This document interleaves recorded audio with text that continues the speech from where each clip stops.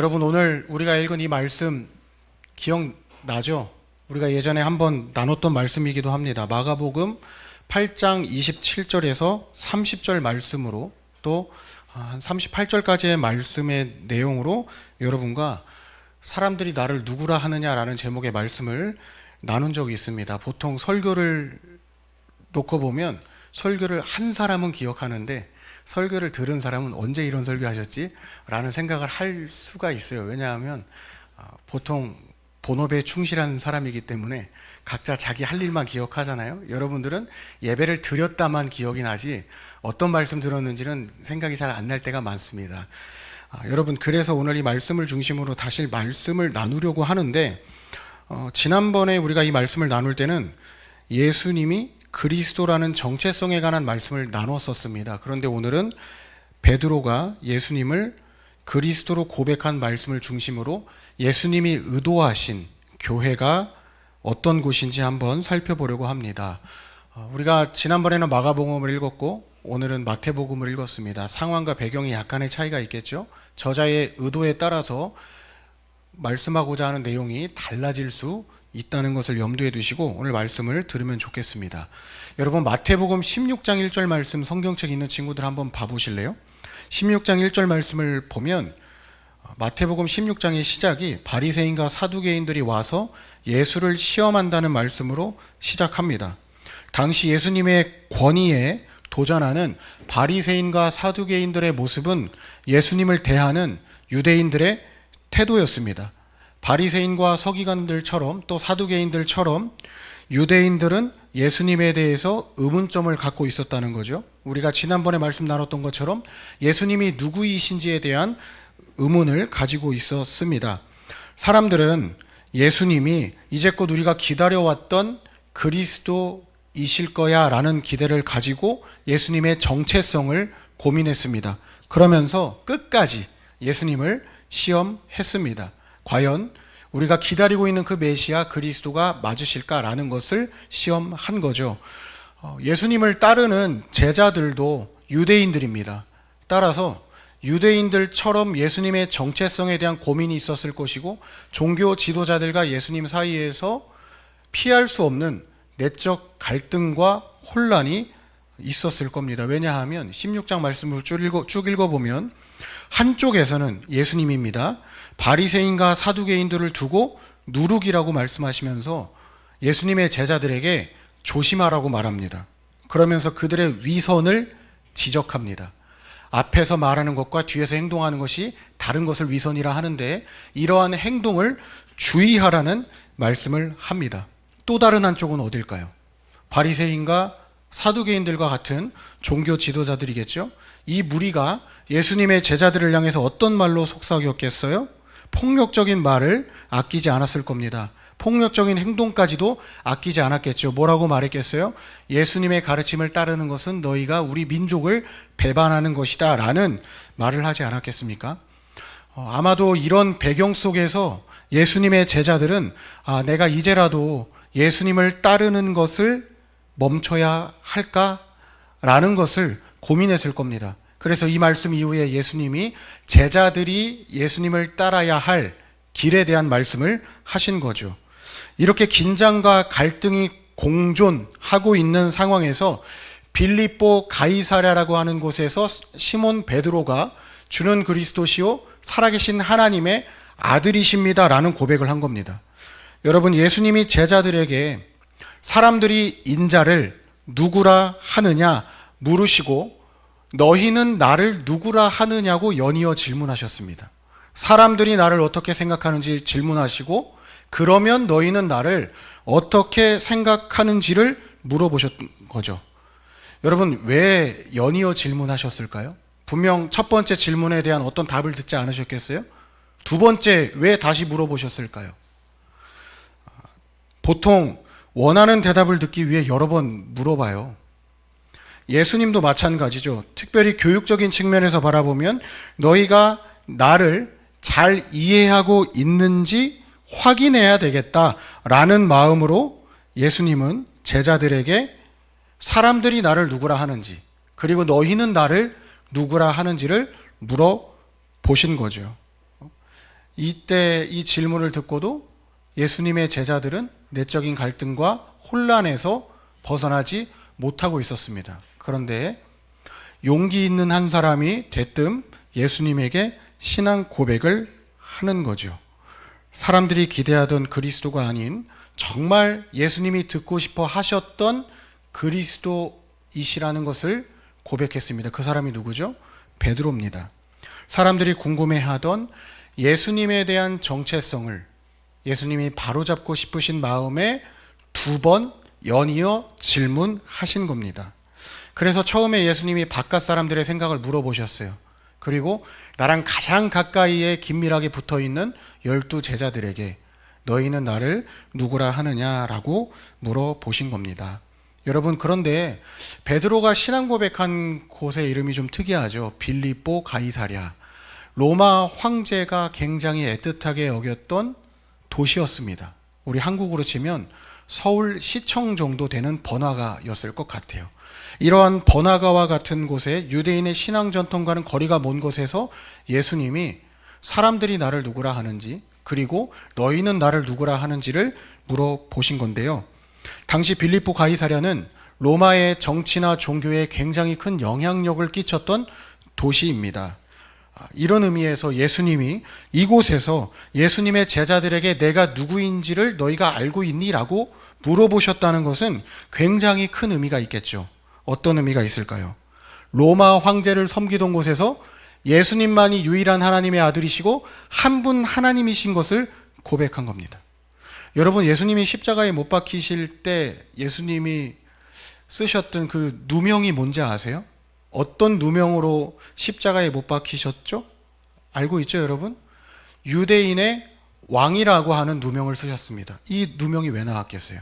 황제의 도시에서 내가 너희를 다스릴 황제라는 것을 제자들의 입을 통해 선언하게 하셨기 때문에 이러한 소문이 꼬리에 꼬리를 물어서 결국에 예수님이 십자가에 못 박히실 때에 쓰셨던 죄목은 유대인의 왕이라는 죄목이었습니다.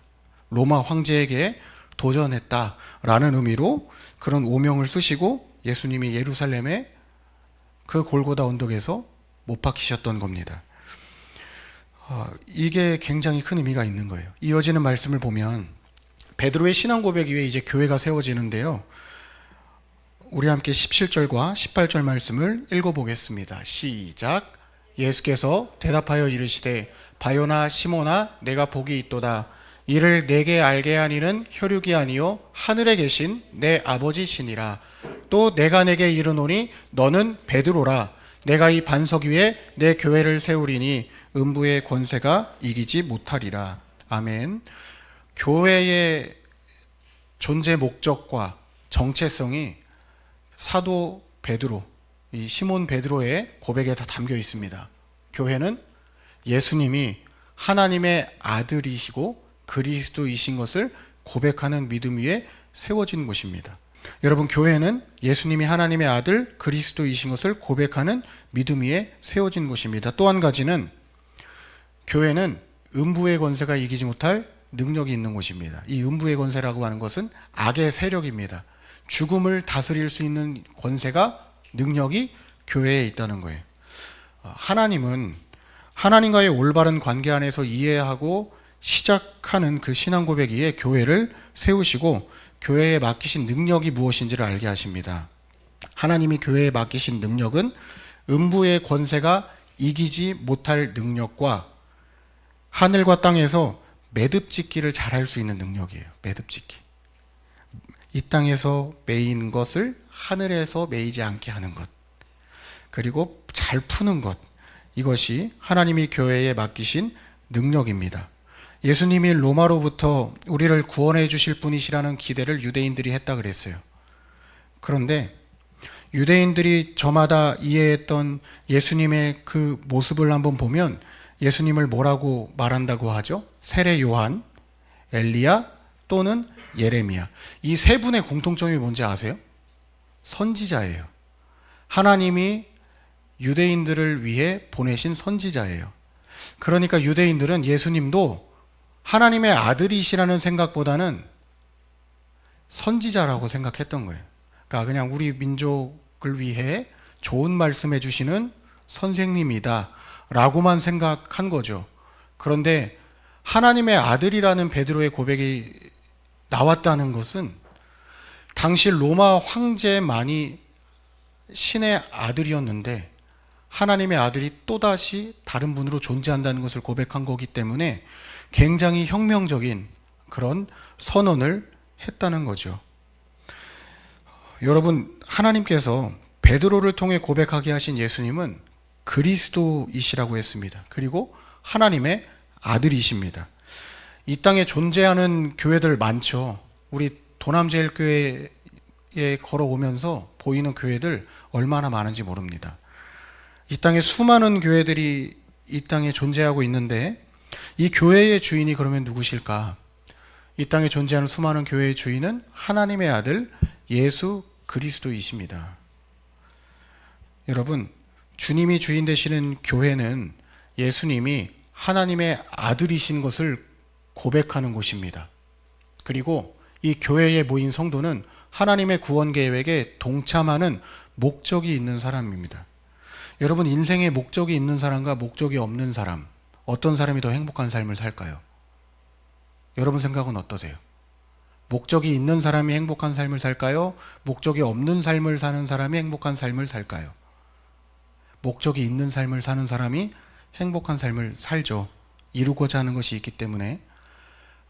여러분 나이대에 이루고자 하는 것이 없다고 해서 너무 큰 염려는 하지 마세요. 나이 들어가면서 이루고 싶은 것들이 생기게 돼 있습니다. 생기지 않는 게 이상한 거예요. 여러분, 예수님이 하나님의 아들이시라는 이 고백은 예수님이 하나님이십니다라는 고백입니다. 하늘과 땅을 창조하신 창조주 하나님께서 이 땅에 하나님의 나라를 아름답게 창조하길 바라셨죠. 그래서 아담을 에덴에 두셨고 아담과 하와가 만나게 하셨습니다. 그런데 교회는 사람의 죄로 인해 파괴된, 훼손된 하나님의 형상을 회복할 책임을 갖고 하나님이 이 땅에 세워두신 하나님의 나라입니다. 그래서 예수님께서 베드로에게 뭐라고 말씀하시냐면, 내가 이 반석 위에, 베드로의 그 신앙 고백 위에 다른 사람의 교회를 세우겠다고 하지 않았어요. 내 교회를 세우겠다 말씀하신 것입니다. 그래서 교회에 모인 성도는 하나님의 구원 계획에 동참하려는 목적이 있는 사람들이라 할 수 있습니다. 성도라고 하는 표현도 그래요. 거룩할 성, 거룩하게 구별된 사람들이라는 거거든요. 여러분, 교회가 예수님에 대한 신앙 고백 위에 세워진 것이 얼마나 중요한지 모릅니다. 오병이어의 기적을 경험하고 풍랑을 만나서 무리를 걸으신 예수님을 봐도 예수님을 알지 못하는 사람들은 예수님을 모릅니다. 파괴되고 훼손된 하나님이 창조하신 하나님의 형상이 올바른 신앙 고백을 하는 사람들로 인해 회복됩니다. 예수님의 제자들은 예수님의 사역에 동참하면서 예수님에 대한 이해와 믿음이 깊어졌습니다. 그러니까 교회를 다니면 다닐수록 믿음이 깊어져야 된다? 얕아져야 된다? 깊어질 수밖에 없어요. 여러분이 건강하게 신앙생활하고 있다면, 내가 말씀과 기도와 예배 안에 은혜를 누리고 있다면 여러분은 신앙이 깊어질 수밖에 없습니다. 이 믿음이 이 땅에 교회를 세우고 지금까지 교회의 생명을 이어오게 했습니다. 아직 예수님에 대한 확실한 믿음과 판단이 서질 않는다고 염려하지 않았으면 좋겠습니다. 하나님의 말씀을 붙잡고 씨름하다 보면 하나님께서 알게 하시고 고백하게 하십니다. 만약 여러분 주변에 아직 예수님을 내가 믿고 있는지 잘 모르겠다 하는 친구가 있다면 여러분 그 그룹 안에서, 반 안에서 함께 기도해 주시면 좋겠습니다.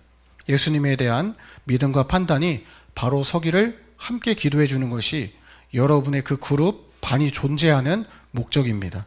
하나님이 교회에 맡기신 능력 두 가지가 있다 그랬어요. 이 두 가지만 나누고 말씀을 마치겠습니다. 하나님이 교회에 맡기신 능력 중 첫 번째 능력은 음부의 권세가 이기지 못할 능력입니다. 이 능력은 죽음과 어둠의 권세를 깨뜨리는 능력입니다.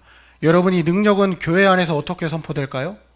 바른 말씀을 통해 선포됩니다. 성도의 신앙이 삼위일체 하나님에 대한 바른 신앙 고백 위에 서 있고 회중에 우리 모여서 드리는 이 예배에 그리고 또 기도에 열정이 넘칠 때 이 권세가, 이 능력이 우리 교회에 있다는 것을 알 수 있습니다. 어둠과 죽음의 권세를 정복하고 다스리신 힘이 살아계신 하나님의 말씀에서 나옵니다. 이 말씀이 여러분의 삶의 변화를 불러일으킨다는 것을 믿으셨으면 좋겠습니다. 흔히 말해 패배주의에 빠져 살던 사람은 나도 할 수 있다는 용기를 얻게 될 것이고, 무모한 낙관주의, 뭐든지 긍정적으로 생각하면서 나중에 후회하는 그런 사람의 경우 균형 있는 판단력을 하는 사람이 됩니다. 여러분, 사람의 성질과 기질은 변할까요? 안 변할까요? 안 변해요. 성질과 기질은 안 변합니다. 그런데 삶을 대하는 태도는 바뀝니다. 그걸 성숙이라 그러는 거예요. 이렇게 변화된 여러분의 신앙 고백 위에 하나님을 예배하는 태도는 달라질 수 있다, 없다? 달라질 수 있다 라는 거죠. 하나님께서 그리스도를 통해 이 땅에 교회를 세우시고 하나님의 성도들에게 이렇게 좋은 것을 선물로 주신 이유가 뭐겠어요? 저와 여러분을 사랑하시기 때문이죠. 이게 다 저와 여러분을 사람답게 살게 하시려고, 하나님의 자녀답게 살게 하시려는 하나님의 계획입니다. 하나님은 우리 공동체에 한 사람 한 사람이 세상의 시험과 절망을 이겨낼 수 있길 바랍니다. 이 능력이 저와 여러분에게 있습니다. 두 번째로, 하나님이 교회에 맡기신 능력은 하늘과 땅에서 매듭짓기를 잘할 수 있는 능력이라고 했습니다.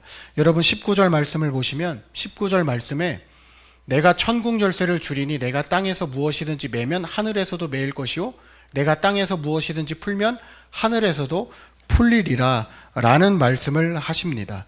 당시 유대인들 중에 선생이라 불리는 랍비들은 율법을 해석하고 적용하면서 사람이 해야 할 일과 하지 말아야 될 일을 명확하게 구분했습니다. 그런데 이런 권한이 어디에 있다는 거예요? 이제 예수님은 랍비들에게 있는 것이 아니라 교회에게 있다라는 것을 말씀하시죠. 랍비들이 스스로 이건 우리 고유의 권한이야 라고 하면서 이 권한을 권력으로 생각하면 남용하게 되는 경우도 있겠죠. 이게 폭력적으로 사용될 때도 있을 거라는 거죠. 그런데 사람에게 맡기신 그 고유의 권한을 어디로 가져오셨다고요? 교회로 가져오셨다. 이 교회에 가져오셨다는 것은 여러분 착각하시면 안 되는 게 하나 있어요. 목사인 저 한 사람에게 하나님이 맡기셨다는 게 아니라 여기 있는 여러분 모두에게 다 맡기셨다는 겁니다.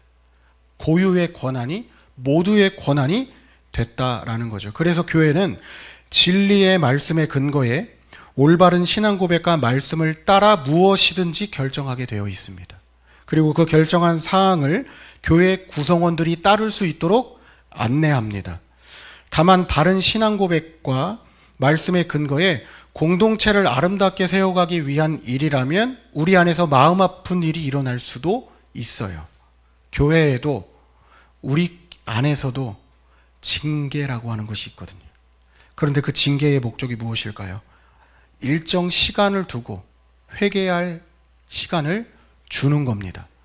그러면 회개한다면 공동체는 이 사람을 다시 용서하고 품어주는 것을 경험합니다. 제가 지난 시간에도 말씀드렸는데 교회가 세상과 분리된 곳이 아니라 그랬죠. 교회는 세상 안에 존재하면서 세상과 분리되어 있는 신비한 곳이 아닙니다. 세상 속에 존재하지만 세상과 구별된 곳입니다. 그래서 교회가 무엇을 결정하고 따르든지 올바른 신앙 고백과 말씀의 근거에 판단하려고 하는 신중한 태도를 보일 필요가 있습니다. 나 한 사람의 말이 교회를 대표하는 말이 될 수 있다면 말은 더 조심해야 하는 거죠. 그래서 무엇을 하든지 하나님께 기도하는 모습이 있어야 됩니다. 정말 우리 중고등부가 하려고 하는 이 일이 하나님이 기뻐하시는 일일까를 고민해야 한다는 거죠. 여러분 개인적으로도 다 경험해 봤을 거예요. 섣부르게 내가 깊이 고민하지 않고 충동적으로 했던 일에 대해서 여러분 대부분 만족합니까? 후회하십니까? 후회하지 않아요? 흔히 여러분 아직 그런 친구 있는지 모르겠는데 충동 구매, 요즘에 핸드폰 어플만 키면 쿠팡이나 뭐 여러 우리 여자친구들 옷 사는 사이트 있을 거 아니에요? 그런 데서 옷 사고 했을 때 충동적으로 가서 보지 않고 샀다가 여러분 하는 행동이 뭐예요? 반품 많이 시키지 않으세요? 그게 다 잘못된 섣부른 판단에서 오는 행동이잖아요. 우리 신앙생활도 마찬가지거든요. 섣부르게 교회가 무엇을 결정하고 나갔을 때 많은 구성원들이 만족하기보다 후회가 많더라는 것이죠. 그래서 섣부른 판단하지 않기 위한 신중한 태도를 지니는 훈련을 교회가 함께 하는 겁니다. 이렇게 훈련된 교회에 모인 성도가 세상으로 흩어진다고 생각해 보세요. 삶을 대하는 태도가 얼마나 신중하겠어요. 그리고 세상에 그 많은 사람들과 구별된 삶을 살지 않겠어요? 이게 여러분 전도인 겁니다. 세상과 삶을 두고 이 구별된 삶을 사는 사람이 세상과 하나님을 다리 놓는 제사장이 되는 겁니다. 하늘의 복을 전하는 사람이 되는 겁니다. 그러면 이곳저곳에 우리 주님이 피값으로 사신 교회가 우리 주님이 주인 되신 곳으로 세워지기 마련이라는 것이죠. 하늘과 땅에서 매듭을 짓고 푸는 것이 하나님께서 교회에 맡기신 사명입니다. 우리는 이 사명을 전도와 선교라고 말해요. 여러분, 전도와 선교의 궁극적인 목적은 우리 나라 안이나 아니면 해외에 건물을 세우는 것이 아닙니다. 각 사람이 그리스도의 제자가 되고 하나님 나라의 제사장이 되어 하나님 나라가 충만해질 수 있도록 하는 것이 전도와 선교의 목적입니다. 가서 건물만 짓고 오는 것은 일반 저 옆에 있는 보미건설도 다 합니다. 그런데 교회가 해외에, 국내에 교회를 세우는 것은 뭘 세우는 거라고요? 사람을 세우는 거라는 것을 잊지 않았으면 좋겠습니다. 예수님을 하나님의 아들이시요 주님이십니다 라고 고백하는 여러분 한 사람 한 사람이 교회입니다. 우리 도남제일교회의 여러분들이 국가대표이십니다. 하나님이 우리를 교회라 부르시고 교회를 통해 세상을 회복시키시려는 마음으로 우리를 교회에 모이게 하셨다는 것을 기억하면 좋겠습니다. 여러분, 하나님은 지금도 우리를 통해 교회를 세우기를 원하십니다. 예수님이 주인 되시는 교회, 그리스도의 이름으로 땅에 있는 것들에 얽매이지 않고 자유를 만끽하는 교회, 하나님의 말씀 위에 바로 세워진 교회를 여러분 함께 꿈꿀 수 있었으면 좋겠습니다. 그러면 저와 여러분을 통해 세상의 어둠을 밝히는 교회가 곳곳에 세워질 줄 믿습니다. 하나님은 저나 여러분을 통해 상처로 얼룩진 인생이 회복되길 바라십니다. 교회가 진리를 가르치고 사랑을 흘려보내는 곳이 되기를 누구보다 원하십니다. 우리 함께 이런 교회를 꿈꿨으면 좋겠고 그 꿈을 잃지 않으면 좋겠습니다. 기도하겠습니다. 하나님, 오늘 우리에게 말씀을 통해 주님이 주인 되시는 교회를 다시 꿈꾸게 하심을 감사합니다. 주는 그리스도이십니다. 살아계신 하나님의 아들이십니다. 라는 베드로의 신앙 고백 위에 교회를 세우신 주님, 베드로의 고백이 우리의 고백이 되게 하시고 베드로의 믿음이 우리의 삶의 반석이 되게 하옵소서. 하나님, 우리를 교회로 불러주시고 음부의 권세가 이기지 못할 능력을 선물로 주시며 땅에서 메고 푸는 전도와 선교의 사명을 맡겨주심에 감사합니다. 우리 교회가 주님이 주신 권세와 은혜로 세상의 어둠을 밝히고 진리와 사랑으로 이 땅을 회복하는 교회가 되게 하옵소서. 하나님이 우리를 교회로 모이게 하신 것은 각 사람이 교회라는 정체성을 붙들고 예배 가운데 일상 속에서 공동체 안에서 예수님의 향기와 생명을 드러내게 하시기 위한 일인 줄 압니다. 이 땅 곳곳에 주님이 기뻐하시는 교회가 세워질 수 있도록 우리 삶을 인도하시고 하나님이 기뻐하시는 교회를 꿈꾸는 사람이 많아지게 하옵소서. 이 꿈이 모두의 꿈이 되게 하시고 주님과 함께 꿈꾸며 세워가는 교회를 통해 하늘의 복이 세상으로 흘러가기를 기도합니다.